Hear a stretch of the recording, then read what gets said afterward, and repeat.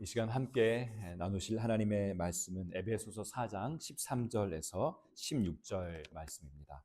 에베소서 4장 13절에서 16절 말씀입니다. 저와 여러분 한 절씩 교독하도록 하겠습니다. 우리가 다 하나님의 아들을 믿는 것과 아는 일에 하나가 되어 온전한 사람을 이루어 그리스도의 장성한 분량이 충만한 데까지 이르리니 이는 우리가 이제부터 어린 아이가 되지 아니하여 사람의 속임수와 간사한 유혹에 빠져 온갖 교훈의 풍조에 밀려 요동하지 않게 하려 함이라. 오직 사랑 안에서 참된 것을 하여 범사에 그에게까지 자랄지라. 그는 머리니 곧 그리스도라. 그에게서 온 몸이 각 마디를 통하여 도움을 받음으로 연결되고 결합되어 각 지체의 분량대로 역사하여 그 몸을 자라게 하며 사랑 안에서 스스로 세우느니라. 아멘. 여러분 혹시 세계 최고의 오케스트라로 불리는 베를린 필하모닉 공연을 보신 적이 있으신가요? TV로 아마 보신 적이 있으실 겁니다. 아, 그 필하모닉 오케스트라가 연주를 할 때 정말 많은 한두 사람이 아니죠. 정말 수많은 연주자들이 무대 위에서 함께 연주를 합니다. 그 연주자 한 사람 한 사람을 면면히 보면은 그 사람들은 다들 정말 내노라 하는 그러한 천재적인 그러한 실력의 그러한 수준의 연주자들입니다. 그런데 그 중에 만약 바이올리니스트가 오늘은 내가 한번 내 실력을 마음껏 뽐내보고 싶다 하고 그냥 막 이 지휘자의 그 지휘에 따르지 않고 자기 멋대로 막 자기 실력을 뽐내고 싶어서 이렇게 연주를 한다면 어떻게 되겠습니까? 만약 첼로 연주자가 내가 정말 내 첼로 소리를 좀 이렇게 더 크게 좀 돋보이게 한번 크게 한번 해보고 싶어 하고 막 소리를 크게 낸다면 그 연주가 어떻게 되겠습니까? 엉망이 되겠죠. 아, 정말 아무리 뛰어난 천재들이 모였어도 그런 식으로 연주를 하게 되면 그 음악은 아마 소음이 되고 말 것입니다. 오케스트라가 감동적인 교향곡을 이렇게 완성하기 위해서는 필요한 두 가지가 있습니다. 첫 번째로는 연주자 개개인의 실력이 계속해서 자라야 됩니다. 정말 탁월한 그러한 실력을 갖추고 계속해서 그 실력을 계속해서 더 성장시켜야 되는 것이죠. 연습하지 않는 연주자는 전체의 그 실력을 수준을 무너뜨립니다. 둘째는 지휘자의 손끝에 완벽하게 집중하면서 옆 사람과 그 옆 사람의 소리를 맞추면서 그 조화를 이루어야 되는 것이죠. 나보다 옆 사람의 소리를 이렇게 주위에서 들으면서 그 소리에 내 소리도 함께 맞춰가면서 조절하면서 그렇게 할 때 비로소 아름다운 화음이 들립니다.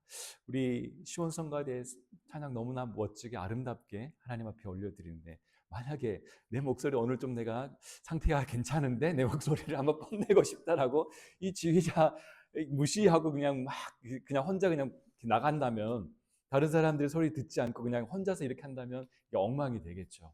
그렇죠? 우리 신앙생활도 이와 마찬가지입니다.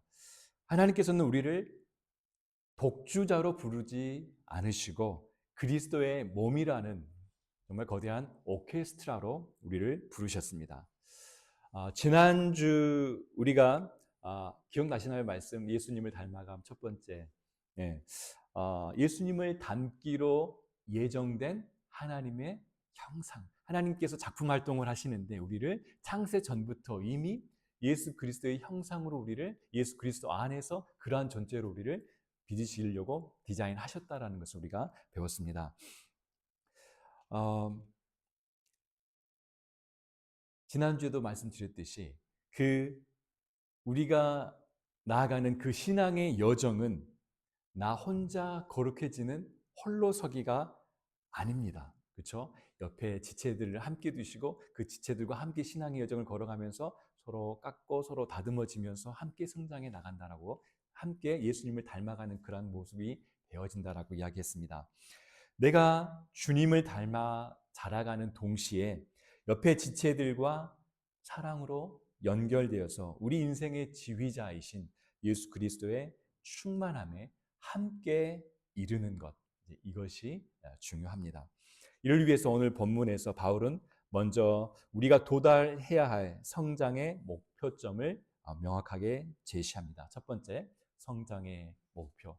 그것은 바로 그리스도의 충만함입니다. 13절 말씀 한번 보겠습니다. 우리가 다 하나님의 아들을 믿는 것과 아는 일에 하나가 되어 있습니다. 다시 말씀드리면 우리가 다 하나님의 아들을 믿는 것과 아는 일에 하나가 되어 온전한 사람을 이루어 그리스도의 장성한 분량이 충만한 데까지 이르리니 그랬는데, 이 말은 다시 말씀드리면 그리스도의 장성한 분량에 이르는 온전한 사람이 되려면 예수 그리스도를 믿는 것과 아는 일에 하나가 되어야 된다라고 말씀하는 것입니다. 우리는 믿는 것과 아는 일에 하나가 되어야 그리스도의 충만함까지 이룰 수 있다라고 말씀하는 것입니다. 우리의 신앙이 자라지 않는 이유 가운데 큰 이유 한 가지는 지식과 믿음이, 아는 것과 아는 일과 믿음이 서로 분리되어 있을 때, 서로 하나 되지 않을 때 우리의 신앙의 그 진척, 성장이 잘 되지 않습니다. 성경 공부는 많이 해서 머리는 커졌는데 가슴은 냉랭해져 있거나, 반대로 정말 뜨거운 체험은 있는데 가슴은 정말 뜨거운데 진리에 대한 분별력이 없는 경우가 있습니다. 여기서 아는 것은 단순히 정보를 수집하는 그러한 지식이 아니라 깊은 관계를 통해서 알아가는 그러한 체험적인 지식을 말합니다. 마치 사랑하는 사람과 수십 년을 살면 그냥 서로 눈빛만 딱 봐도, 눈빛만 교환돼도 지금 이 사람이 무엇을 원하는지, 지금 무슨 말을 하는지, 어떤 의도가 있는지를 다 캐치하죠. 우리의 성장은 내가 믿는 예수님이 누구신지 계속해서 더 깊이 알아가는 것이고, 그 알아가는 만큼 내 삶이 믿음으로 반응하는 과정입니다. 머리의 지식이 가슴에 확신을 거쳐서 손과 발의 실천으로 이어질 때 우리는 조금씩 성장하게 됩니다. 그리고 온전한 사람을 이루어, 중반에 온전한 사람을 이루어라고 그랬는데, 여기서 온전한에 해당하는 단어는 결점이 하나도 없는 그러한 완벽한 사람, 완벽한 이런 뜻이 아닙니다. 이것은 목적지에 도달한 혹은 기능을 발휘하기에 충분히 성숙한 그러한 상태를 의미합니다. 아기가 태어나면 얼마나 그 자체로 너무나 사랑스럽지 않습니까? 하지만 이 아이가 점점 이렇게 나이가 먹고 자랍니다. 네, 30살이 넘어서도 아기처럼 기저귀를 차고 있다면 얼마나 정말 그건 비극이죠. 네. 성경이 말하는 온전한 사람은 자기밖에 모르는 그런 영적 어린아이의 상태를 벗어나서 이제는 남을 돌볼 줄 알고 또 공동체를 세울 줄 아는 그러한 영적으로 성숙한 사람이 되는 것을 말합니다. 하나님이 우리를 구원하신 목적은 우리를 단순히 천국 명단에 올리는 것이 아니라 이 땅에서 하나님의 뜻을 받들어 수행할 수 있는 그러한 성숙한 대리인으로 세우는 데 있습니다. 그렇다면 우리의 성장은 어느 지점까지 자라야 할까요? 우리 옆에 계신 훌륭한 권사님만큼 이 정도 더 잘하면 되겠습니까? 바울은 우리의 목표치를 인간의 수준에 두지 않습니다. 바로 예수 그리스도의 충만함입니다. 이것은 우리가 이 땅에서 결코 도달할 수 없을 것 같은 그런 높은 벽처럼 느껴집니다. 그렇죠. 우리가 어떻게 예수님의 충만함에, 정말 예수 그리스도의 장성한 분량에 이르기까지 그렇게 충만한 그 충만함에 자랄 수 있을까? 거의 불가능해 보입니다. 그렇게 온전히 예수 그리스도의 그 형상 이 땅에 사는 동안은 쉽지는 않을 것입니다. 하지만 하나님께서 이 기준을 주신 이유는 우리가 그 자리에 안주하지 않게 하기 위함입니다. 나는 이 정도면 됐어. 아니, 나 정도만, 이 정도까지만 하라 그래. 나 정도만 되면 되지 않겠어. 이렇게 그 정도의 수준에 안주하지 않게 하려고. 나는 또 우리 지난주에 이야기했던 것처럼 나는 그냥 원래 이런 사람이야라는 이제 그러한 식으로 이 정도면 됐어. 아니면 나는 원래 이런 사람이야라는 이런 성장을 멈추려고 할 때마다 우리는 예수 그리스도를 바라보아야 합니다. 그분의 끝없는 용서, 그분의 타협 없는 거룩함, 그분의 말로 다할 수 없는 겸손함, 그 예수 그리스도의 충만함이라는 그 바다를 향해서 우리는 날마다 조금씩 더 깊이 나아가야 하는 것입니다. 두 번째로 사도 바울은 성장해야 할 이유에 대해서 말합니다. 성장의 이유는 요동하지 않기 위해서입니다. 14절 말씀을 보면 이는 우리가 이제부터 어린 아이가 되지 아니하여 사람의 속임수와 간사한 유혹에 빠져 온갖 교훈의 풍조에 밀려 요동하지 않게 하려 함이라라고 기록되어 있습니다. 우리가 성장에 목숨을 걸어야 하는 이유는 단순히 좋은 그리스도인이 되기 위해서만이 아닙니다. 잘하지 않으면 쉽게 속고 또 쉽게 흔들리고 그래서 그리스도인의 정체성을 상실하고 그리스도인답게 살아갈 수 없기 때문입니다. 바울은 자라지 못한 성도를 바람과 파도에 밀려 이리저리 흔들리는 배와 같은 상태로 그렇게 비유합니다.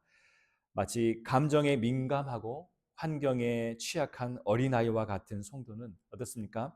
기분이 좋으면 누가 막 잘한다 칭찬해주고 그럼 기분이 좋으면 하늘을 막 날 것처럼 정말 막 이렇게 업됩니다. 하늘을 날아가는 것처럼 막 업되다가 누군가 한마디 상처되는 말 한마디 하면은 그냥 막 이 곤두박질 쳐서 막 완전히 막 신앙의 그 근간까지 막 송두리째 흔들리는 정말 내가 이렇게 예수를 믿고 교회를 나가는 게 이게 맞는가 막 이런 정도 곤두박질 치는 올라갔다 막 내려갔다 또 올라갔다 내려갔다가 막 이러한 모습을 롤러코스터 타는 것처럼 마치 이제 이러한 모습입니다.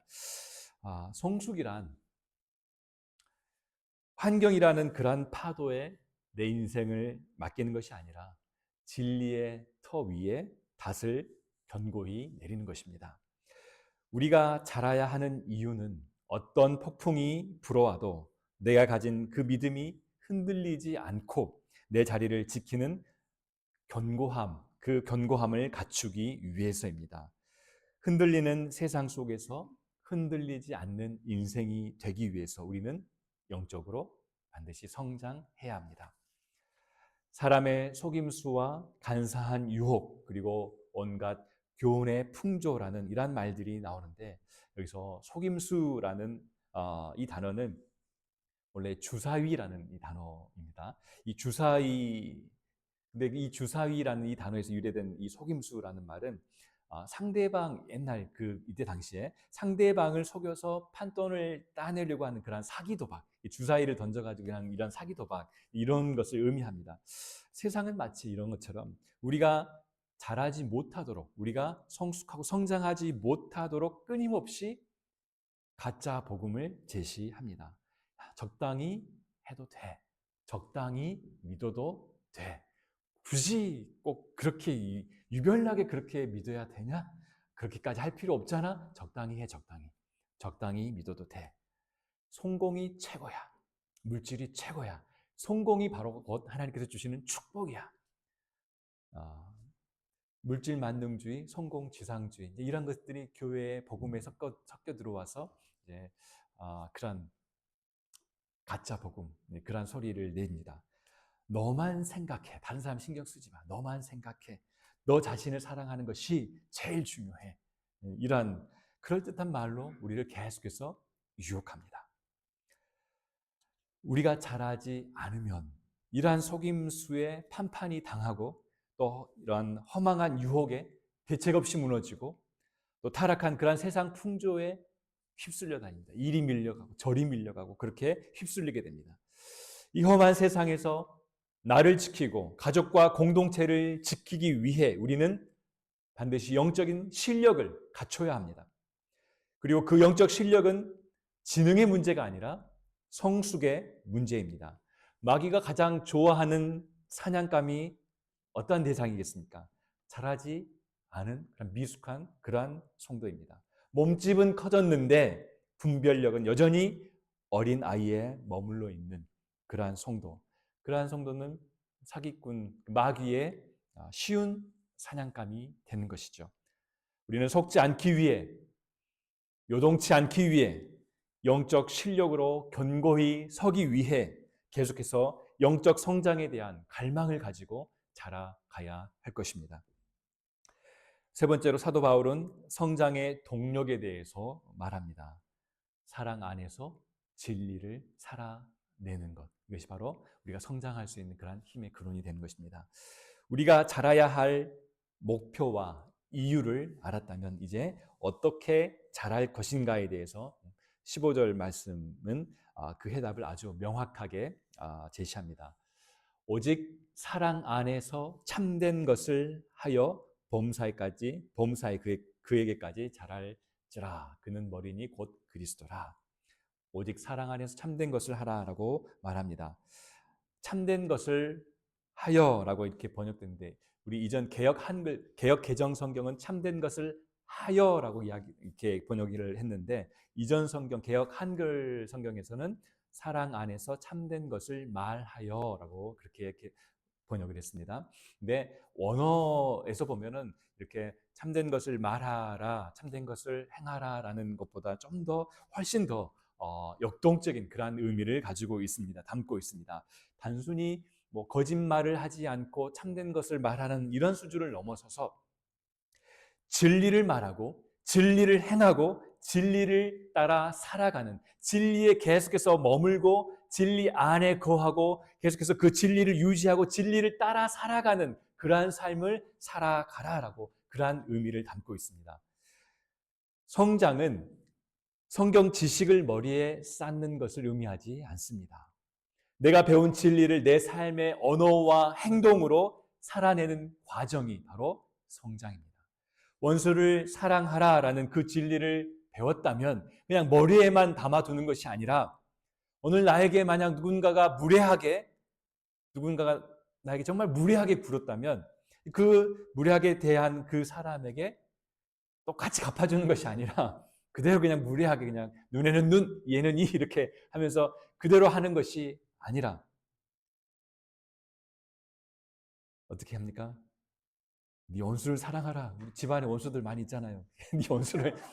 네 원수를 사랑하라라고 그랬으면 그 원수가 나에게 무례하게 행했을 때 아니면 지나가다가 얼마나 그런 특히 운전하다가 야 정말 원수 같은 사람들 많아요. 정말 막 완전히 뚜껑 열리게 하는 그런 경우들이 얼마나 많은지 몰라요. 그럴 때 어떻게 반응하겠습니까? 이 진리, 우리가 배운 진리, 원수를 사랑하라라는 이 진리대로 한다면 그들에게 똑같이 그렇게 행하는 것이 아니라 그들에게 오히려 친절하게 응대하는 것. 한번 해보십시오. 나에게 정말 무례하게 하는 그런 사람이 있다면 오히려 그 사람에게 웃으시면서 스마일 하시면서 좀 더 친절하게 응대해 보십시오. 이제 이렇게 할 때 좀 우리가 배운 진리대로 그렇게 행하는 것이 아니겠습니까? 이렇게 참된 것을 하는 것, 진리대로 행하는 것.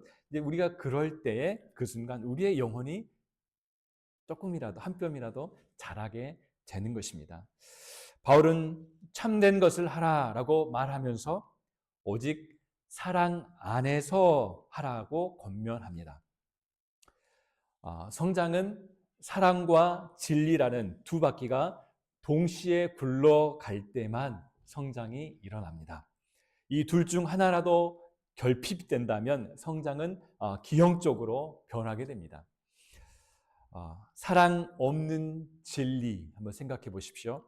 진리를 말하는데 사랑이 담겨져 있지 않아요. 그것은 굉장히 폭력적일 수도 있습니다. 사랑 없이 진리만 앞세우는 사람은 그들의 그들의 그런 언어들 말을 보면은 굉장히 비판적이고 날카로울 때가 많습니다.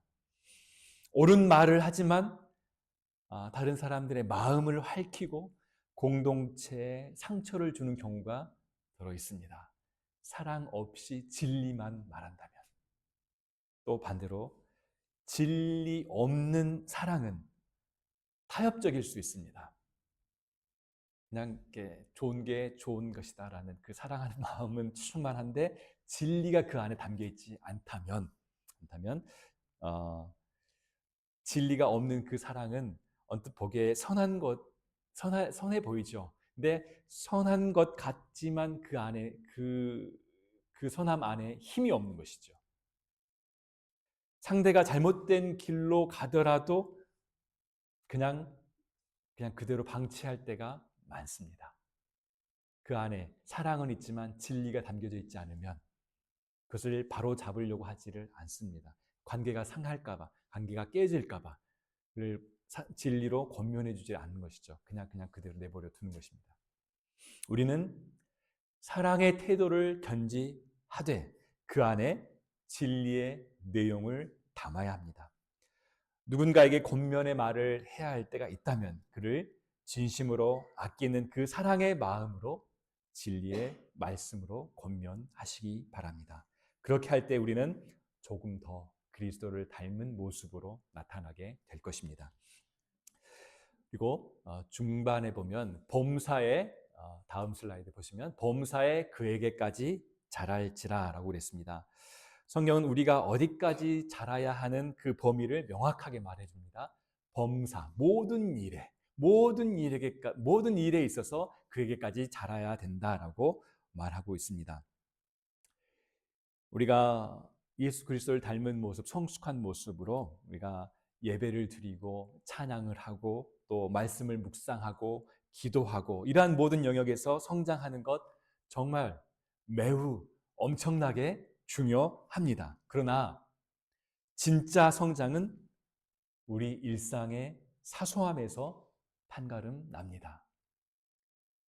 우리가 생각하는 거룩한 영역에서의 성숙한 모습, 이것도 중요하지만 정말 우리가 성숙한지 아닌지 판가름 나는 곳은 그 장소는 어디냐면 사소한 곳에서, 일상에서 내가 정말 성숙한 그리스도인인지 아직 덜 성숙한 그리스도인인지 드러나게 됩니다.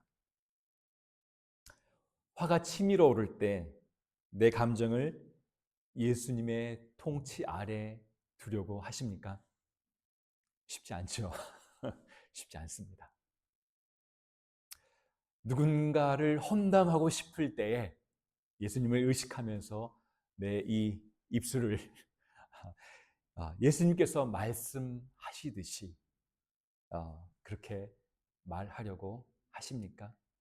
이건 더 쉽지 않죠. 정말 쉽지 않습니다. 그냥 막 이렇게 우리 입술에 그 소금을 뿌리듯 하고 이렇게 은혜롭게 말을 해야 되는데 너무 쉽지 않습니다.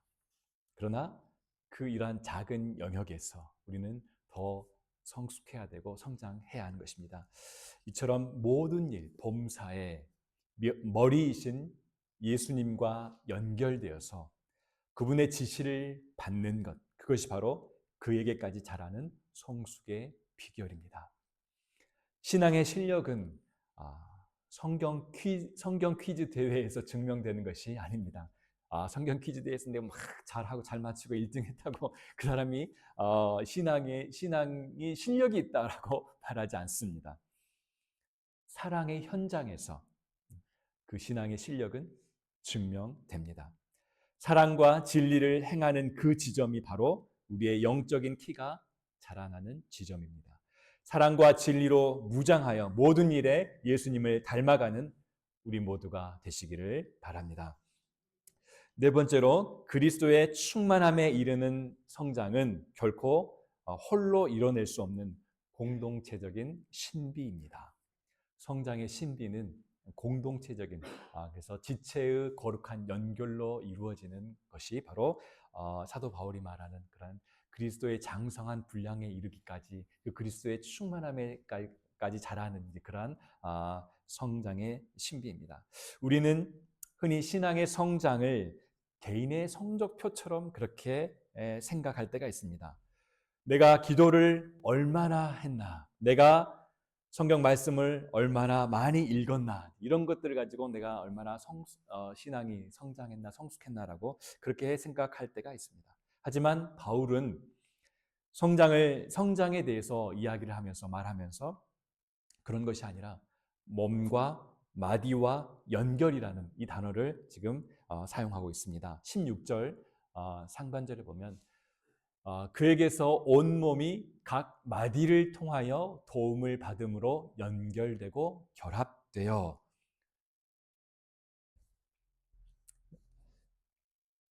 여러분, 나무의 가지가 아무리 건강해도 줄기에서 본체에서 떨어져 나오는 순간 어떻게 됩니까? 그거는 이제 끝나는 거죠. 죽음입니다. 성도의 성장도 역시 이렇게 연결 상태에 달려 있습니다. 이 본문에서 나오는 마디, 이 마디는 지체와 지체를 이어주는 통로입니다. 이 마디라는 단어를 찾아보니까 언어에 보니까 조인트, 관절, 관절이라는 그 영어 성경도 대부분 다 이 마디를 관절로 그렇게 번역을 했습니다. 그러니까 지체들 한 사람 한 사람 우리 그리스도 예수의 몸 안에 있는 모든 지체들을 연결하는 그 마디, 그것이 무엇이겠습니까? 저와 여러분 한 사람, 또 여러분 이렇게 우리 각 지체들을 하나로, 우리 몸의 모든 지체들을 하나로 연결해 주는 그 마디 그 관절들이 무엇이겠습니까? 사랑입니다. 지체를 그리스도 예수 안에서, 모든 지체들을 그리스도 예수 안에서 하나로 연결시켜 주는 그 마디는 사랑일 것입니다. 그리고 또 놀라운 것은 우리 머리 대신 예수 그리스도, 이 머리 대신 예수 그리스도의 그 생명력이, 그 은혜가 모든 지체들에게 또 나에게 직접 내려오기도 하지만, 그러나 많은 경우에는 어떻습니까? 지체들을 통해서, 옆에 있는 지체들을 통해서 예수 그리스도의 생명력이, 그 생명력 넘치는 은혜가 나에게 전달되어지는 것입니다. 내가 낙심했을 때 옆 사람의 격려 한마디, 옆에 지체의 격려 한마디가 정말 하나님의 음성으로 들려지는 그 이유는 무엇이겠습니까? 내가 교만할 때 공동체의 따끔한 권면 한마디가 나를 살리는 이유가 무엇이겠습니까?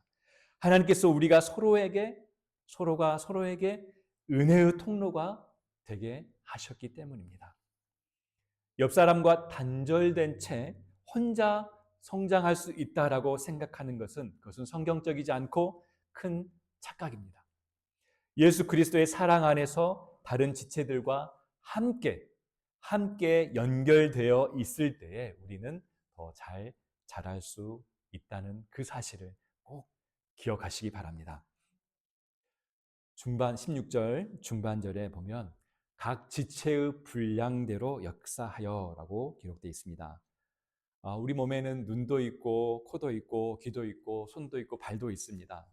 각 모양도 각 기능도 다 다릅니다. 이 다름은 갈등의 원인이 아니라 성장의 조건이 됩니다. 만약 몸 전체가 눈이라면 우리가 어떻게 걸을 수 있겠습니까? 어떻게 들 수 있겠습니까? 하나님은 우리 모두가 똑같은 모습으로 그렇게 자라기를 원치 않으십니다. 각자에게 주신 고유한 은사와 분량대로 각자 나름대로 그렇게 자라기를 원하십니다. 우리가 성숙해진다는 것은 내 옆에 있는 지체가 나랑 다르다는 그 사실 때문에 화를 내는 것이 아니라 저 지체는 왜 저럴까라고 그렇게 그 지체의 모습 때문에 막 이렇게 마음 상하고 화를 내는 그런 것이 아니라 저 지체의 저 모습이 우리 교회에는 꼭 필요하기 때문에 주님께서 우리 교회 공동체에 보내주셨고, 저 지체가 우리 교회 공동체에 필요하고 저 지체는 우리 교회 공동체를 필요로 하기 때문에 주님께서 저 지체를 우리 교회로 보내주셨다라고 그렇게 인정하시기 바랍니다. 내가 가지지 못한 것을 가진 지체를 바라보면 그냥 시기하고 막 이렇게 샘내는 것이 아니라 그 지체를 축복해주고, 내가 가진 것이 있다면, 다른 지체가 가지지 못했는데 내가 가진 것이 있다면 그 다른 지체의 부족함을 내가 가진 것으로 채워주고, 근데 그렇게 할 때 그리스도의 몸은 기형이 아닌 온전한 모습으로, 건강한 모습으로 그렇게 자랄 수 있습니다.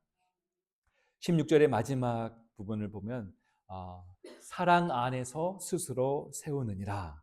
다시 한번 사랑으로 귀결됩니다. 몸을 자라게 하며 스스로를 세우는 동력, 우리 교회 공동체, 이 몸된 교회 공동체를 계속해서 자라가게 하고 정말 건강하게 튼튼한 모습으로 세워나가는 그 동력은 프로그램일까요? 교회 정말 멋진 잘 나가는 그런 프로그램, 이거를 잘 이렇게 돌리면은, 아니면 조직적으로 막 이렇게 잘 구성해 나가면은 그것이 우리 교회 건강하고 힘있게 막 이렇게 잘 자라게 하는 것일까요? 그렇지 않죠. 바로 사랑입니다. 우리 교회를, 주님의 몸을 건강하고 튼튼하게 세워나가는, 온전하게 하나님 보시기에, 주님 보시기에 정말 아름답고 건강한 모습으로 세워나갈 수 있는 그 동력은 바로 사랑입니다. 여기서 스스로 세운다는 말은 공동체가 어떤 외부의 힘이 아니라 내부에 흐르는 예수 그리스도의 사랑의 힘으로 건강해진다는 뜻입니다. 상처 입은 지체를 사랑으로 감싸 안을 때 그 지체만 살아나는 것이 아닙니다. 그를 품은 나도 자라고, 그 모습을 바라보는 공동체도, 공동체 전체가 견고해지는 것입니다. 결국 성장은 내가 얼마나 사랑할 수 있는 사람이 되었는가, 이것으로 증명되는 것입니다.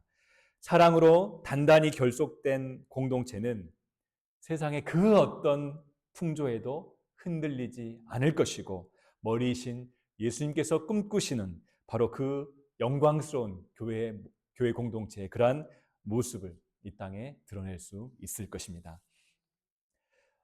신앙 성장은 수직적인 주님과의 관계, 머리 대신 우리 주님과의 관계와 또 수평적인 우리 서로 그 지체와의 관계가 만나는 지점에서 자라갑니다.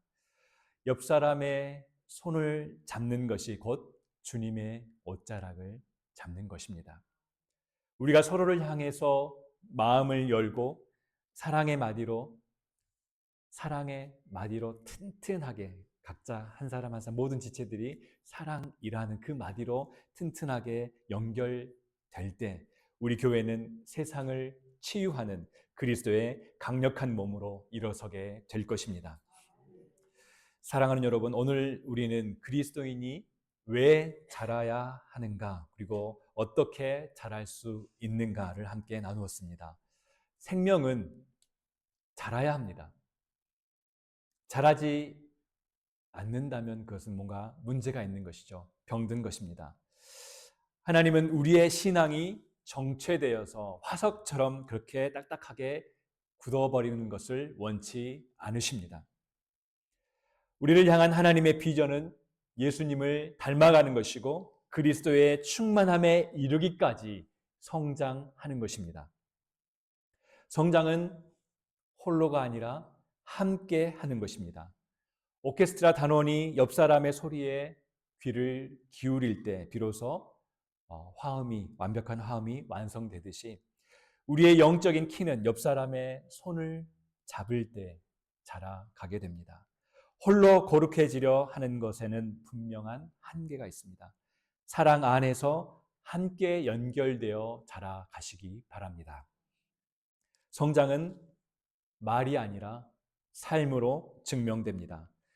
사랑 없는 진리로 남을 비판하지 마십시오. 진리 없는 사랑으로 죄와 타협하지도 마십시오. 오직 사랑 안에서 진리를 살아내는 그러한 삶을 살아가시기 바랍니다. 여러분의 일터에서, 가정에서 아무도 보지 않는 일상의 사소한 순간마다 머리이신 예수님의 지시를 따르시기 바랍니다. 이제 다시 세상으로 나아가는 여러분을 축복합니다. 여러분의 삶을 주님의 손에 붙들린 악기처럼 그분의 손에 온전히 맡기시기 바랍니다.